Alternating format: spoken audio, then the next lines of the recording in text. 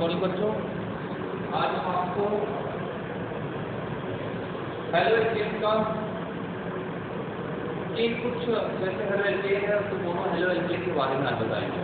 Mono halo alkane के गुणों के बारे में बताएंगे, तो मोनो हेलो एल्केन होता क्या है। तो सबसे पहले आज आपको बताते हैं मोनो हेलो एल्केन। देखिए आपके जो सिलेबस में मोनो हेलो एल्केन भी है, चाहे और टेट्रा हेलो एल्केन भी खत्म कर दिया गया इस साल, इस वर्ष में खत्म कर दिया गया। तो आपको मोनो हेलो एल्केन के बारे में भी आपको स्टडी करना है। मोनो हेलो एल्केन का मतलब आप जानते हैं कि मोनो हेलो एल्केन का के बारे में आप जानते हैं कि इसमें हाइड्रोजन की संख्या सिर्फ एक होती है, तो इसे मोनो हेलो एल्केन कहते हैं। परिभाषा आप जानते हैं। तो इसका सबसे पहले हम इसमें पढ़ेंगे मोनो हेलो एल्केन का नामकरण। मोनो हेलो एल्केन का नामकरण कैसे नामकरण करेंगे, काइनेटिक नामकरण या सामान्य नामकरण कैसे इसका करते हैं। सबसे पहले आज आपको बताएंगे नामकरण के बारे में बताएंगे। देखिए साधारण नामकरण होता है, एक IUPAC नामकरण होता है। किसी भी यौगिक का एक साधारण नामकरण होता है, एक IUPAC नाम होता है। तो साधारण नाम में इस पद्धति में क्या करते हैं, पहला क्या है साधारण नामकरण। साधारण नामकरण पहला है साधारण नामकरण। तो पहला है साधारण नामकरण। साधारण नामकरण में क्या करते हैं, इस पद्धति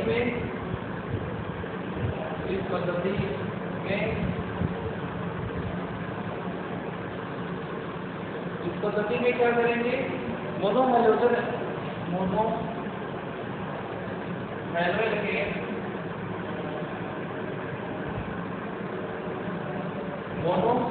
एल्केन व्युत्पन्नों का नामकरण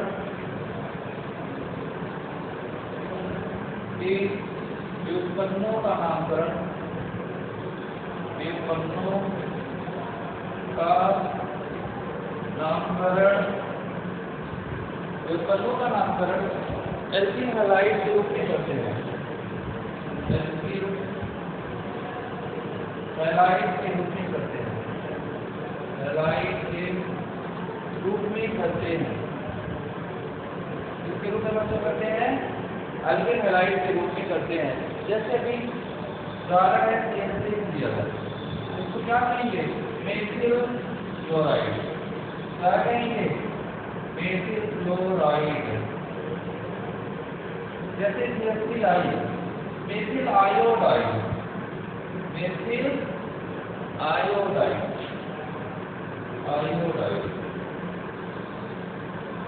तो एल्कीन हैलाइड के रूप में इसका नामकरण हम करते हैं। इसका नामकरण कैसे करते हैं, एल्कीन हैलाइड के रूप में करते हैं।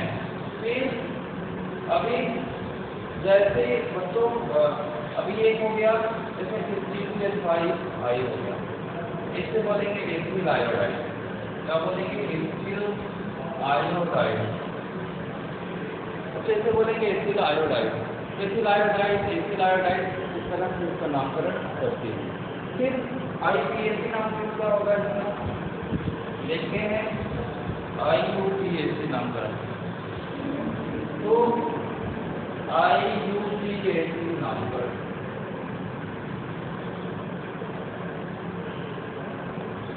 IUPAC नामकरण में बच्चों क्या होगा इसके, तो IUPAC पद्धति में क्या करेंगे, एल्कीन हैलाइडों का नाम हेलो एल्केन लिखा जाता है।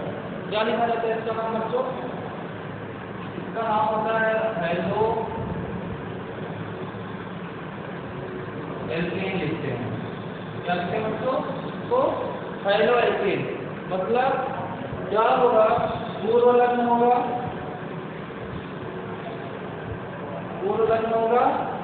पूर्व लग्न में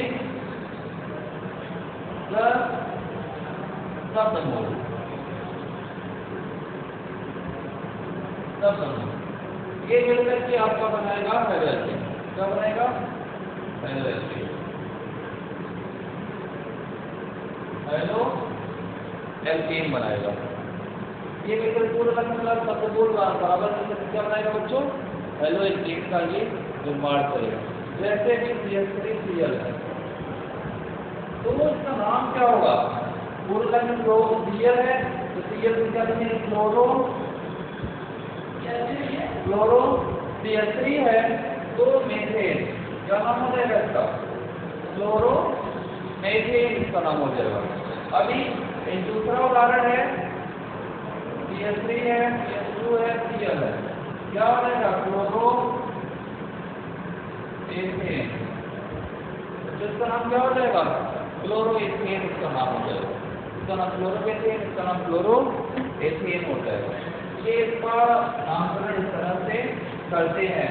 जैसे कि और उदाहरण देख लें आप, जैसे कि दिया CH3 CH3 CH ये CH, इसका नाम क्या होगा? तो 1 2 क्यों हो जाएगा? 2 क्लोरो प्रोपेन, क्या नाम हो जाएगा? 2 क्लोरो प्रोपेन इसका नाम हो जाएगा। इसका नाम हो जाएगा 2 क्लोरो प्रोपेन। ऐसे किस फॉर्म में और इस तरह से लिख सकते हैं, जैसे CL CH3 ऐसे। अगर इस तरह से अगर इसका नामकरण करेंगे क्या होगा? इसका नामकरण करने के लिए करेंगे 1 2 3, तो क्या होगा? 2 क्लोरो 3 मेथिल 2 मेथिल प्रोपेन। एक तरह से इसका नामकरण करते हैं। तो ये सब है अल्किल हैलाइडों का IUPAC नामकरण। इस तरह से IUPAC नामकरण करते हैं अल्किल हैलाइडों का। फिर नेक्स्ट है अल्किल हैलाइडों में समावेश। अल्किल हैलाइडों में समावेश, अल्किल हैलाइडों में समावेश होता है। तो किस तरह से इनका अल्किल हैलाइडों में समावेश होता है वो देखते हैं। तो इसमें कुल इस प्रकार की समावेशता होगी। पहला है स्थान समावेशता, स्थान समावेशता। इसमें जो अल्किल हैलाइड है जो हाइड्रोजन है उसके स्थान में परिवर्तन होता है। जैसे देखते हैं CH3 CH2 Cl है, यहाँ पर कार्बन नंबर 1 पर हाइड्रोजन है, फिर दूसरे पर यहाँ देखते हैं दूसरा, यहाँ पर कार्बन नंबर 2 पर हाइड्रोजन है। देख रहे हैं हाइड्रोजन के स्थान में परिवर्तन है, हाइड्रोजन के स्थान में परिवर्तन है। तो ये क्या होगा बच्चों? स्थान समावेश होगा। दूसरा कौन सा समय होता है? श्रृंखला समय होता है। तो दूसरा कौन सा समय होता है? श्रृंखला समय होता है। यहाँ कार्बन की श्रृंखला में परिवर्तन होगा, यहाँ कार्बन की श्रृंखला में परिवर्तन होगा। जैसे अभी CH3 है, CH2 है, CH2 है, CH2 है। अभी यहाँ दूसरे में देखते हैं CH3 है, CH3 CH2 दिया है। देख रहे हैं कार्बन की श्रृंखला में परिवर्तन हो रहा है। क्या हो रहा है बच्चों? कार्बन की श्रृंखला में परिवर्तन हो रहा है। ये श्रृंखला समझौता होगा। अगला है तीसरा समझौता, इसमें प्रकाश समझौता। क्या होगा बच्चों? प्रकाश समझौता। तीसरा है प्रकाश समझौता। प्रकाश समझौता बच्चों, ये प्रकाश समझौता में क्या होता है? तो प्रकाश समझौता में होगा कि इसमें देखिए इससे 4 डिफरेंट ग्रुप जुड़े होंगे। कितने ग्रुप जुड़े होंगे? एक कार्बन होगा जिससे 4 डिफरेंट ग्रुप जुड़े होंगे।